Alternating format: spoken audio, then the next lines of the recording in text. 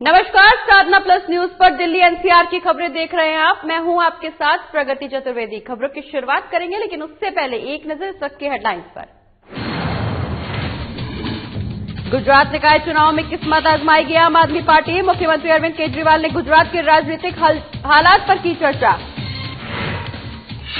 Virtual उप कुलपति संवाद कॉन्फ्रेंस कार्यक्रम हुआ समारोह संपन्न। कार्यक्रम में मनीष सिसोदिया हुए शामिल। डिप्टी सीएम ने यूनिवर्सिटीज के विस्तार पर की चर्चा।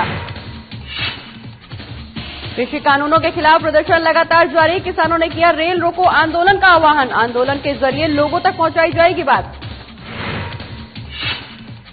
स्कूलों में नर्सरी एडमिशन की प्रक्रिया हुई शुरू। 4 मार्च तक आवेदन कर सकते हैं दाखिल। पहली सूची में 20 मार्च को हो जाएगी जारी। चलिए खबरों की शुरुआत करेंगे, जहां गुजरात निकाय चुनाव में पहली बार आम आदमी पार्टी अपनी किस्मत आजमाने जा रही है और मुख्यमंत्री अरविंद केजरीवाल ने इस दौरान कहा कि 2022 के विधानसभा चुनाव में उनकी पार्टी सभी सीटों पर चुनाव लड़ेगी। केजरीवाल ने आगे ये भी कहा कि आप विधानसभा में किसी पार्टी के साथ गठबंधन भी नहीं करेगी। साथ ही अरविंद केजरीवाल ने गुजरात के राजनीतिक हालात पर खुलकर चर्चा की। उन्होंने कहा कि गुजरात के लोगों को फ्री बिजली मिलनी चाहिए और ये संभव है। हमने दिल्ली में ये कर दिखाया है। वही मॉडल एक उम्मीद के साथ आम आदमी पार्टी गुजरात के लोगों के पास लेकर आ रही है। आपको बता दें, सब कुछ फ्री में देने के मुद्दे पर केजरीवाल ने कहा कि इसका एक ही मंत्र है, हमने भ्रष्टाचार खत्म कर दिया है, जनता के हित में काम करना शुरू किया है। चाहे बात बिजली की हो या फिर पानी की, जनता के हित में काम किया जा रहा है, जो साफ दिखाई भी देता है। तो निकाय चुनाव में एक बार फिर से किस्मत आजमाने के लिए तैयार है आम आदमी पार्टी। आपको बता दें कि मुख्यमंत्री अरविंद केजरीवाल ने गुजरात के राजनीतिक हालात पर चर्चा की है।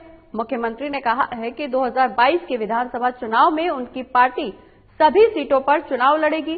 साथ ही विधानसभा में किसी भी पार्टी के साथ आम आदमी पार्टी गठबंधन नहीं करेगी। इस दौरान अरविंद केजरीवाल ने ये भी कहा कि गुजरात के लोगों को फ्री में बिजली मिलनी चाहिए और ये संभव है क्योंकि दिल्ली में हमने ये करके दिखाया है।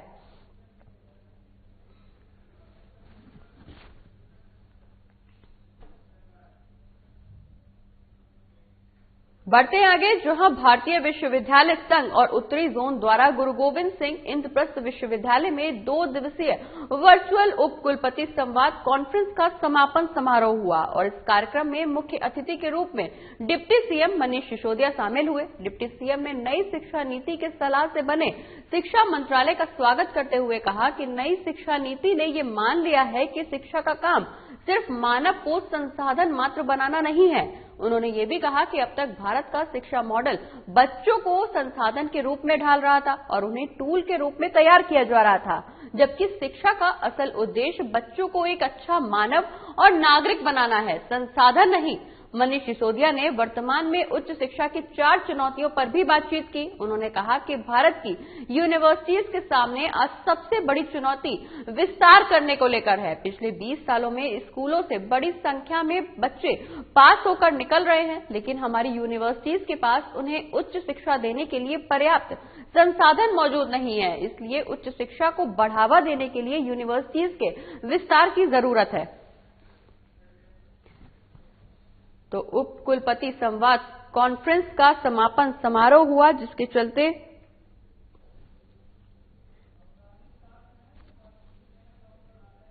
मनीष सिसोदिया वहां मुख्य अतिथि के रूप में शामिल हुए। इस दौरान मुख्य अतिथि के रूप में जब मनीष सिसोदिया शामिल हुए तो उन्होंने जनता को संबोधित किया। उनका कहना कि नई शिक्षा नीति में बढ़ावे की जरूरत है, यूनिवर्सिटीज के विस्तार की जरूरत है। वहीं डिप्टी सीएम ने नई शिक्षा नीति की सलाह से बने शिक्षा मंत्रालय का स्वागत करते हुए कहा कि नई शिक्षा नीति ने यह मान लिया है कि शिक्षा का काम सिर्फ मानव संसाधन मात्र को बनाना नहीं है। आपको बता दें कि उप कुलपति संवाद कॉन्फ्रेंस का समापन हुआ है, जिसमें मुख्य अतिथि के रूप में शामिल हुए हैं डिप्टी सीएम मनीष सिसोदिया। वहीं डिप्टी सीएम ने यूनिवर्सिटीज के विस्तार पर इस दौरान चर्चा की। उनका कहना कि यूनिवर्सिटीज को विस्तार की जरूरत है, क्योंकि उच्च शिक्षा को बढ़ावा देने के लिए यूनिवर्सिटीज का विस्तार होना जरूरी है। यूनिवर्सिटीज के सामने आज सबसे बड़ी चुनौती विस्तार की ही है। आपको बता दें कि उच्च शिक्षा की 4 चुनौतियों पर मनीष सिसोदिया ने बात की, जिस दौरान उनका कहना कि यूनिवर्सिटीज को विस्तार की जरूरत है।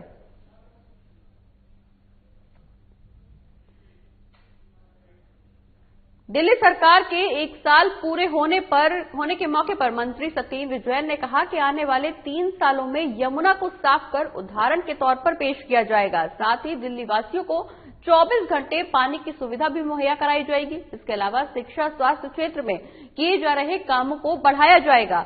मंत्री जैन ने यह भी कहा कि दिल्ली में जिस तरह से 24 घंटे बिजली की आपूर्ति होती है, उसी तरह अब पानी की आपूर्ति भी की जाएगी।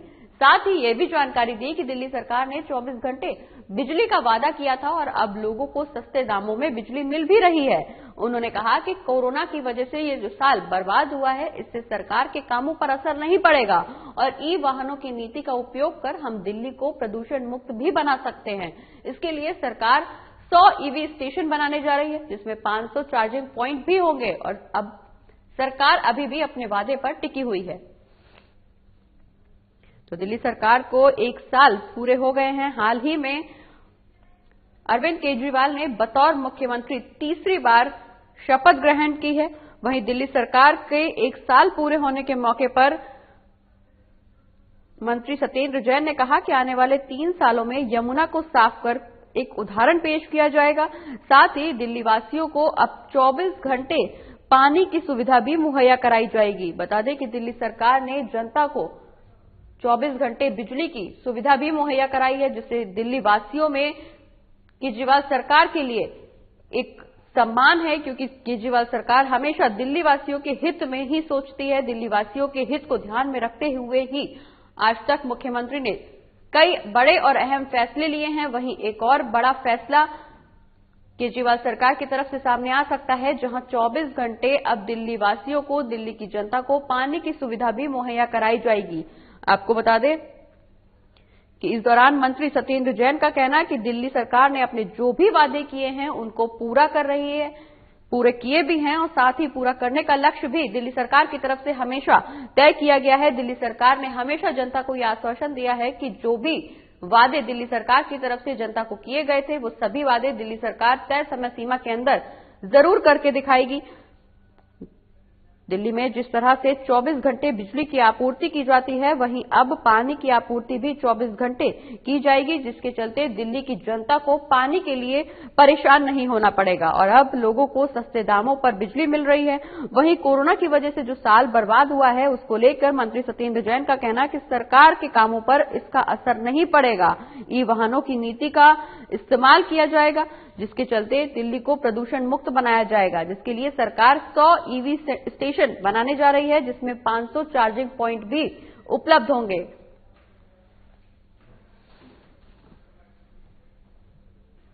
और दिल्ली एनसीआर समेत पूरे देश में किसान संगठनों का रेल रोको आंदोलन लगातार जारी है। बता दें कि दोपहर 12 बजे से शुरू हुआ रेल रोको आंदोलन शाम 4 बजे तक होगा। इस दौरान दिल्ली एनसीआर में कड़े सुरक्षा इंतजाम भी किए गए। वहीं दिल्ली पुलिस की सलाह पर दिल्ली मेट्रो रेल निगम ने टिकरी बॉर्डर समेत 4 मेट्रो स्टेशन की एंट्री और एग्जिट गेट बंद कर दिए हैं। आपको बता दें कि एहतियात के तौर पर इन चारों मेट्रो स्टेशन के गेट्स को बंद किया गया है। वहीं अगर जरूरत पड़ी तो दिल्ली मेट्रो के कई और स्टेशन भी बंद कराए जा सकते हैं। आज सुबह दिल्ली मेट्रो रेल कॉरपोरेशन ने ट्वीट कर जानकारी दी है कि टीकरी बॉर्डर, पंडित श्री राम शर्मा, बहादुरगढ़ सिटी और ब्रिगेडियर होशियार सिंह स्टेशनों पर प्रवेश और निकास के द्वार बंद कर दिए गए हैं। तो दिल्ली एनसीआर समेत देश भर में किसानों का आंदोलन लगातार जारी है। किसान लगातार केंद्र सरकार से ये मांग कर रहे हैं कि केंद्र सरकार कृषि कानून को वापस ले और जब तक केंद्र सरकार ये कानून को वापस लेने के लिए तैयार नहीं हो जाती, किसानों के तमाम संगठन इस आंदोलन को आगे बढ़ाते रहेंगे। वहीं अब किसानों का रेल रोको आंदोलन चर्चा का विषय बना हुआ है, जिसको लेकर अब डीएमआरसी ने यह फैसला लिया है कि रेल रोको आंदोलन के चलते 4 स्टेशन बंद कर दिए गए हैं। आपको बता दें कि ये रेल रोको आंदोलन दोपहर 12 बजे से शुरू हुआ है, वहीं शाम 4 बजे तक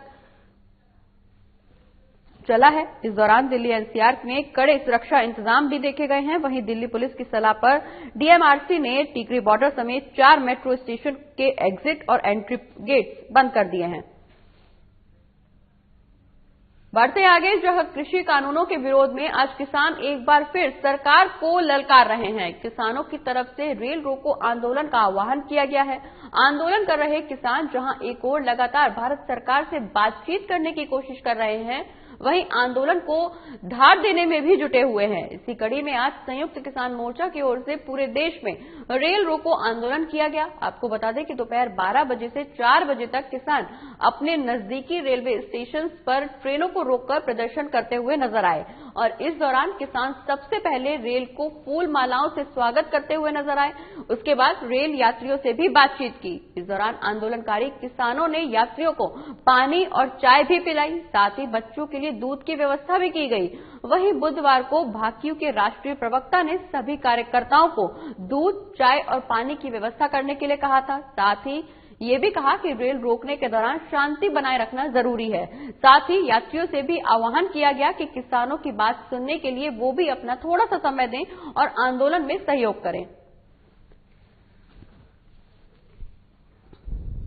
तो दिल्ली में किसान आंदोलन लगातार जारी है, जिसके चलते आज कृषि कानून के विरोध में किसानों ने एक बार फिर से सरकार के खिलाफ मोर्चा खोल दिया है। आपको बता दें कि किसानों की तरफ से रेल रोको आंदोलन आज किया गया है। वहीं आंदोलन कर रहे किसानों ने लगातार केंद्र सरकार से ये मांग करने की कोशिश की है कि केंद्र सरकार कृषि कानून को वापस ले। आपको बता दें कि इस रेल रोको आंदोलन की समय अवधि सुबह 12 बजे से शुरू होकर के शाम को 4 बजे तक चली। इस दौरान किसानों ने ट्रेन रोकी है, वहीं ट्रेनों में बैठे यात्रियों को चाय नाश्ता भी कराया गया है और इस दौरान किसानों ने यात्रियों से ये अपील की है कि वो भी आंदोलन में अपना सहयोग दें।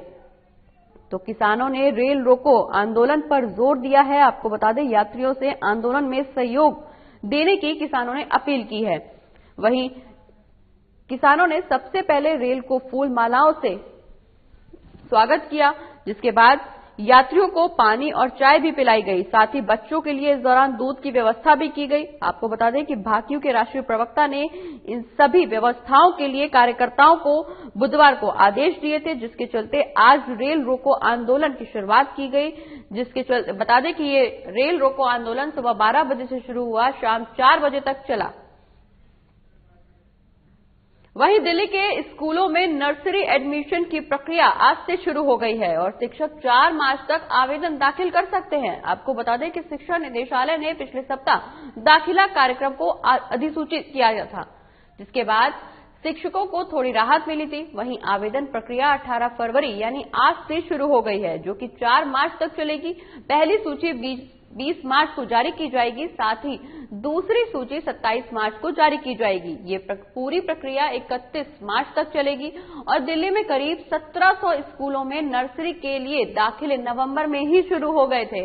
वहीं इसी के साथ ही डीओई ने दिशा निर्देश जारी करते हुए स्कूल को जरूरी दिशा निर्देश दिए हैं और ये कहा है कि दिसंबर में आवेदन प्रक्रिया शुरू हो जाए। हालांकि 2020 में इस पर कोई प्रगति नहीं हुई थी। तो आपको बता दें कि नर्सरी में एडमिशन की प्रक्रिया आज से शुरू हो गई है। वहीं दिल्ली के स्कूलों में नर्सरी की एडमिशन की प्रक्रिया शुरू कर दी गई है। शिक्षक अब 4 मार्च तक आवेदन दाखिल कर सकते हैं। शिक्षा निदेशालय ने पिछले हफ्ते दाखिला कार्यक्रम की अधिसूची को जारी किया था, जिसके बाद शिक्षकों को थोड़ी सी राहत मिल पाई थी। तो नर्सरी में एडमिशन प्रक्रिया आज से शुरू हो गई है। 20 मार्च को पहली सूची जारी की जाएगी, साथ ही 27 मार्च को दूसरी सूची जारी की जाएगी। आपको बता दें कि ये पूरी प्रक्रिया 31 मार्च तक चलेगी और दिल्ली में करीब 1700 स्कूलों में नर्सरी के लिए दाखिले नवंबर में ही शुरू हो गए थे। बढ़ते आगे, जहां दिल्ली मेट्रो डबल डेक के निर्माण की शुरुआत कर दी गई है। खास बात यह है कि जमीन के ऊपर सिंगल पिलर पर फ्लाईओवर होगा, जबकि ऊपर से मेट्रो गुजरेगी। आपको बता दें कि मेहरौली बदरपुर रोड पर साकेत, अंबेडकर नगर और मौजपुर मजलिस पार्क के बीच डबल डेक का निर्माण शुरू हो चुका है और डबल डेक से परिवहन साधनों में यात्रियों के लिए एक साथ कई विकल्प होंगे। वहीं डबल डेक की खासियत ये होगी कि मेट्रो के साथ साथ फ्लाईओवर पर भी आवाजाही आसानी से हो सकेगी। वहीं निर्माण पूरा होने से 3 अलग अलग स्तर पर मेट्रो, कार, बसों के अलावा सभी छोटे बड़ी गाड़ियां एक साथ आवाजाही कर पाएंगी। साथ ही गाड़ियों के जाम से भी लोगों को राहत मिलेगी। वहीं डीएमआरसी प्रबंध निदेशक डॉक्टर मंगू सिंह का कहना है कि साकेत जी ब्लॉक, अंबेडकर नगर के अलावा मौजपुर, मजलिस पार्क कॉरिडोर पर भजनपुरा, यमुना विहार के बीच भी डबल डेक पर पिलर लगाने का काम जारी है, जो कि जल्द ही पूरा कर लिया जाएगा और लोगों की परेशानी को दूर किया जाएगा।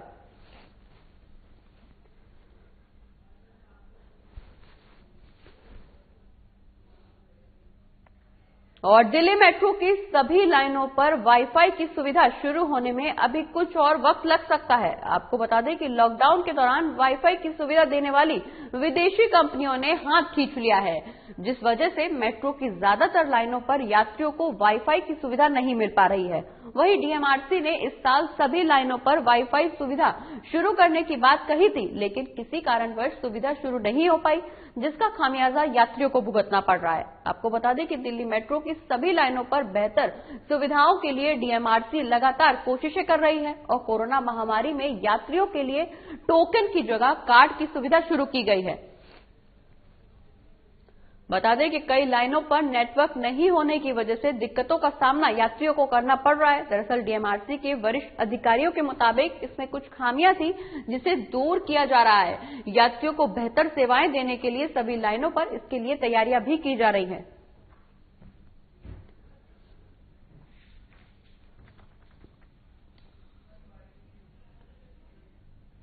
बढ़ते हैं आगे, जहां राजधानी दिल्ली में पिछले 24 घंटे में कोरोना संक्रमण से किसी भी मरीज की जान नहीं गई है। हालांकि पिछले 24 घंटे में 134 नए मरीज जरूर सामने आए हैं, लेकिन संक्रमितों की संख्या बढ़कर 6,37,315 हो गई है। वहीं मृतकों की संख्या फिलहाल 10,894 ही है।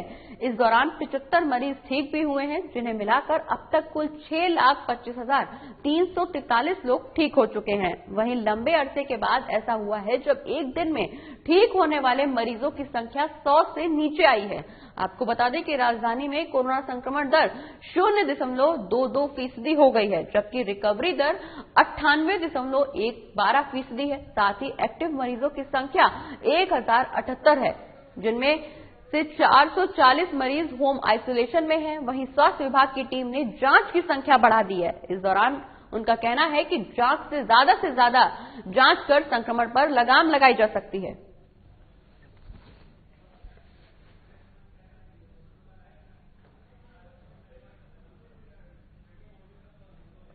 बढ़ते आगे, जहां कोरोना संक्रमण के चलते ट्रेन सेवाएं भी थम गई थी। भारतीय रेल अब दोबारा से ट्रेन सेवाओं को सामान्य करने की प्रक्रिया में जुट गई है। इसी के तहत अलग अलग रूटों पर स्पेशल ट्रेन का परिचालन क्रमबद्ध तरह से शुरू किया जा रहा है और दिल्ली से राजस्थान तक जाने वाली कोरोना स्पेशल लोकल ट्रेन को भी दोबारा से शुरू किया गया है, जिससे यात्रियों की परेशानियां खत्म हो सके। लेकिन इस ट्रेन का किराया पहले की तुलना में 9 गुना तक ज्यादा बढ़ा दिया गया है।